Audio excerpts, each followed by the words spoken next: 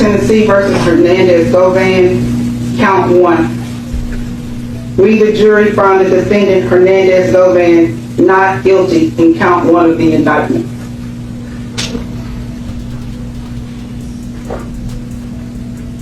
State of Tennessee versus Hernandez, Govan, count 2.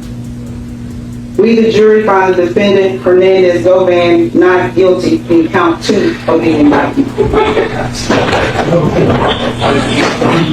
Ma'am.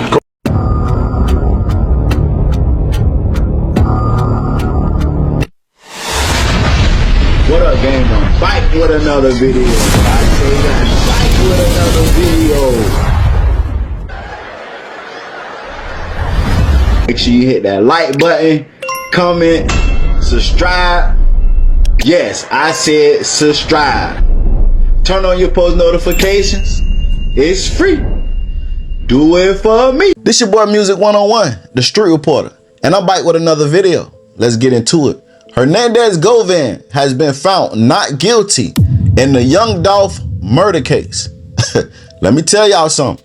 Keep y'all eyes close to this story, because as we heard the state say, young Dolph case is still under investigation. And I think that was a strong statement, but at the same time, I think that was their downfall, because they openly admitted we might have some other people to get. So if y'all got the right people already that put this together and executed this plan, why is the case still under investigation? That's what I'd be saying if I was the jury. Why are y'all still looking for other people if you got the shooter and you got the so-claimed mastermind? Hernandez Govan was found not guilty. I ain't gonna lie to you. This is bad for CMG, because now, instead of Govan being found guilty and the case closed, they not looking no more, he was found not guilty, and guess what? Now the state is gonna be looking for someone to pay for this young Dolph murder. Y'all check this out, man. Like, comment, subscribe, turn on all post notifications. It's free. Do it for me. If you're going to have difficulty controlling your emotions, I need for you to step out now. Outbursts will not be tolerated. You can breathe through.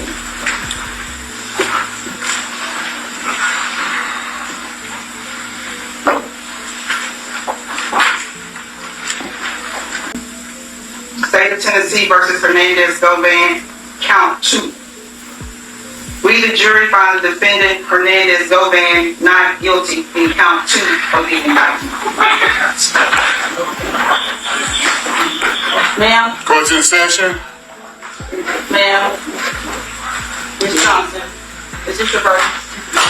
Is this your verdict? Yes, sir. Is this your verdict? Yes, ma'am. Is this your verdict? Yes. Is this your verdict? Yes, Your Honor. Is this your verdict? Is this your verdict? Yes. Is this your verdict? Yes, Your Honor. Is this your verdict? Yes. Is this your verdict? Yes. Is this your verdict? Is this your verdict? Yes, ma'am. Ladies and gentlemen of the jury, I want to thank you for your service this week. You've done exactly what the court asked you to do, which was to sit, listen to all the proof, and come to a decision. You are excused. The jury is excused. Thank you. Go ahead, y'all. Court still in session.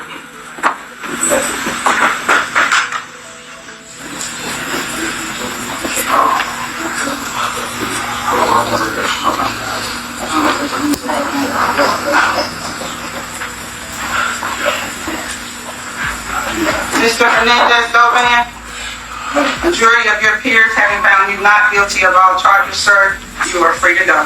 Thank you so much, Judge. You may come on the record. Court's in recess.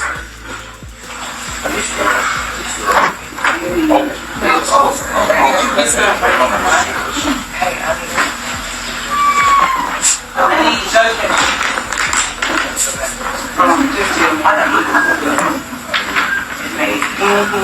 ma'am.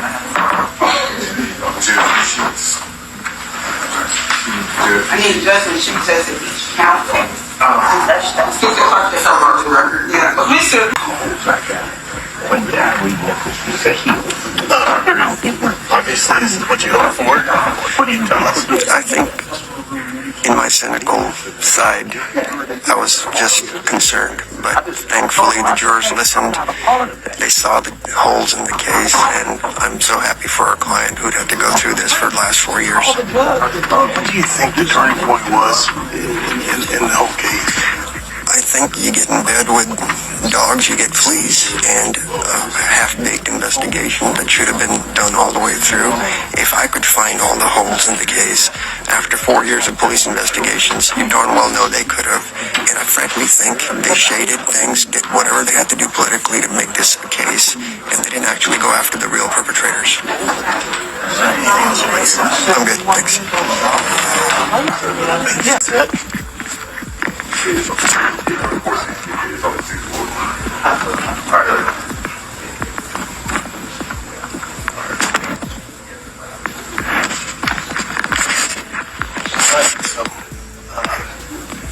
Great outcome. What do you have to say about it? I just want to say thank you to my attorneys, Manny, Robert, Haley, Bill, Handel, my private investigators, everybody for helping me. I didn't have the resources to necessarily, cover everything, and Manny still helped me, and he knew I was innocent. Everybody around me knew I was innocent. I just want to say thank you to the jurors for getting this right and getting my life back. That's the main thing. What was it like during the trial? At what point did you think, hey, wait a minute, I think I have a chance? Well, I knew I had a chance from the beginning because I knew in my heart I was innocent. And so, there was times during the trial, of course, you get some frustrations and stuff here and there, but overall, I knew my innocence would prevail. And how do we do prepping and everything? Did everything do this all planned for you two as well? Well, it's trial. You never know what's going to happen. All you can do is prepare the most you can. There were a lot of sleepless nights and countless hours of preparation for the last, year and a half. I mean, the elbow grease that the team put into this, and with the help of him too, he was an incredibly helpful client. But you just never know what's going to happen in trial or what the jury's going to think. So until closings, pins and needles. Anything else you'd like to say? I just want to say thank you to my family and the few friends that stuck close by me during this process and knew that I was innocent as well. And they didn't shy away from me. So I just want to thank them. I'm sorry if you already answered, but when you heard those 5 words, you are free to go. Just that reaction. You want to know how I felt? Absolutely. It's hard to explain the feeling of knowing you got your life back. And it's one of the best feelings I ever experienced. And I'm just happy to be free. How much of a weight is this, lifted off of your shoulders after hearing not guilty or not guilty? It's a huge weight, I was fighting more so for my son. I have an autistic son, so that's what my fight was mainly for. What was going through your mind when you heard the attorneys and you heard them say not guilty? What were you thinking then? I was just thanking God, just praising God, because without Him, I don't even know if I would have made it this far. He gave me the strength. What was that feeling this morning when you got up? Was there a feeling of nervousness? Because Mr. Manny over here it was like he was lighthearted today. So did that sort of rub off? Because energy is contagious. Did it rub off? Well, if I'm gonna be perfectly honest, of course I was nervous waking up. But when I made it to my attorneys, of course that all goes out the window because they're always positive and confident. So, that was a big help having them.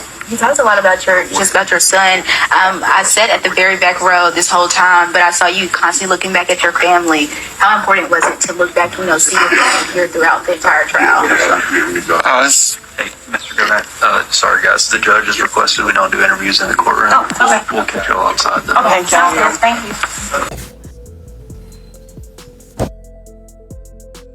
Comes through. I'm always on edge because there's cases I thought I would have won easily, and the jurors just get swayed by the publicity and the media. It's been so one-sided, calling him a mastermind. The press has been going crazy because only the DA talks. And that's the problem with our system, is because they make such a good first impression saying everybody's guilty that it's hard to get a fair trial. But thank God we got jurors. They took hundreds of pages of notes, and it didn't take them, 2 hours to figure out this was all garbage. And they virtually echoed everything that he said in closing.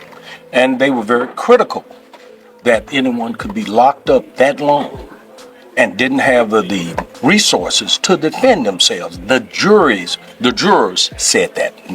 They echoed that. And the guy said, I am offended. I'm offended by this. He said, and he was disappointed in Mulroy. And that's your elected official. That's my elected official because I live here. And you just go and do something. You called that testimony that with Jesse Browning BS a joke. Why? Because it was. Half the stuff was just made up within a couple of days of this stuff, and they gave us this mystical receipt that's never been in any of the police reports. The jurors didn't buy it for a second. The lead investigator, Dabney, was incredibly honest when he said these are the mistakes that we made, and then you call up somebody that's willing to do or say anything to clean up the case to get a conviction. You saw how they shaded off the phone records. Where are the text messages? Where's any of that from Justin Johnson to our client saying we're going to do something? I presented hundreds of text messages where he's threatening people, trying to go shoot people with others. Govan was never in on any of it. And the fact that you're still asking me these questions, I find offensive because it didn't happen. You would never take anything you heard in that courtroom for any decision you would make in your life that has any significance. You would laugh at me if I said, believe those guys. So let's just keep it real. This is all garbage, and I'm grateful that he's out, and I'm sorry in the world that he had to do 9 months in prison. And I'm just grateful his fiance called me, and we have the resources to help poor people. You were very passionate in your closing arguments about, about Govan being just a man from Orange Mound up against the system. Kind of talk about where that passion came from. When I go to 201 and look at the people that are in there, I know a lot of people do wrong, and I understand that, and I don't want violence in the streets because I live, in towns as well. But it's just so wrong. If I can see it, there's no way a jury couldn't see it, and that's why it took, 2 hours to figure that out. I mean, obviously it would have probably been quicker had they not had to go through the evidence and do their job, but the fact that anybody in the press would say, oh, it was this or it was that, it was clearly flagrant, and I wish we'd be reported as this is what your justice is in Memphis. So if you're black and poor, you got a problem. So this was Mr. Govan, how do you feel? Mr. Rohr, this is pro bono. I was unclear with that. Yeah. Oh, it was. Okay. To finally have this stress taken off your shoulders. Yeah, and have my life back. What's the first thing you plan to do? Go hug my son. Mr. Govan, you haven't smiled all this week, but obviously you have a lot to smile about. Just tell me just about what you're feeling in right now. Like I said, it's kind of hard to explain the feeling of getting your life back, just from 12 people, so I'm just blessed, and I'm just ready to go see my son. What was going through your head when you were waiting for the verdict this morning? Nervousness, of course, it's natural, but I got a team around me that was very confident and supportive, so without them, it wouldn't be no me. I just want to thank again Manny, Robert, Haley, Beth, Handel,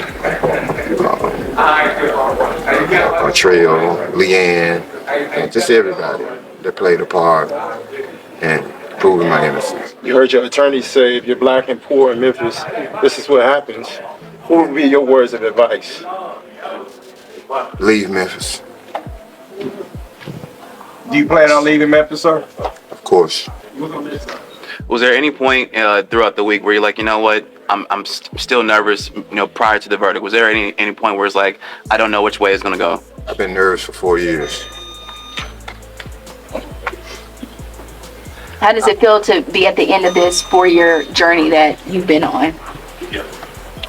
Feels great. Just feel like I've been born again. I get a chance to restart my life and do some positive things. Do you think that this verdict will change how the court system is working here in Memphis?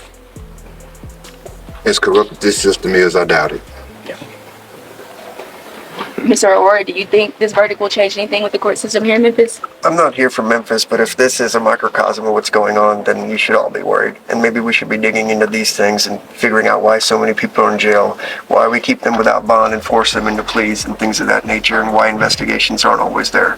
Thankfully, my office has the resources to help these types of people and can spend the money to do it.